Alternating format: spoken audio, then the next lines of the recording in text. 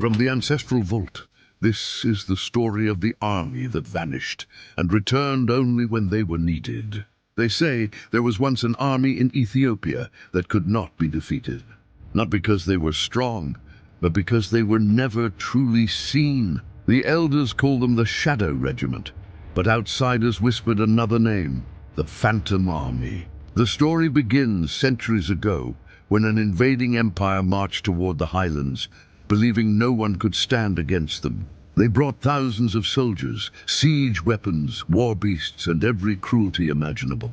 But as they marched, strange things began to happen.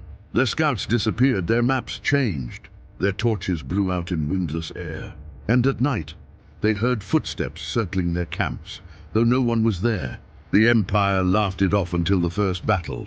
When dawn came, the invaders looked across the valley to see Ethiopian soldiers waiting, silent still, covered in ash and shadow, their faces unreadable, their eyes glowing like burning coals. But when the battle began, the empire realized something terrifying. Their weapons passed through the warriors. Their arrows landed in the ground, as if their targets shifted like smoke. The shadow soldiers moved fast, too fast, striking from the left before fading into mist and reappearing on the right.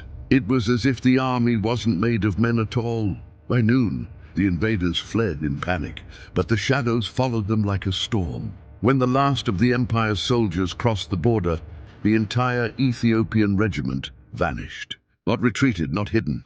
Vanished, no footprints, no bodies, no weapons, no trace that they ever existed. The kingdom believed their guardians had returned to the earth. The priests said they were taken by the ancestors. The warriors whispered that they now lived in the spirit realm, watching the land from behind the veil. Years passed, generations came and went. But every time danger approached Ethiopia, people reported the same thing. Shadows moving where no one walked. Footsteps on stone when the night was still. A cold wind blowing from the east just before an enemy retreated. And sometimes, just before a battle, villagers would look up at the ridge and see them, the Phantom Army. A line of soldiers made of ash and spirit, braids lifting in a wind no one felt, eyes glowing like embers in the dark. Silent, waiting, watching, protecting the land long after their bodies were gone. Some armies die. Others simply return to the ancestors and walk again when the land calls.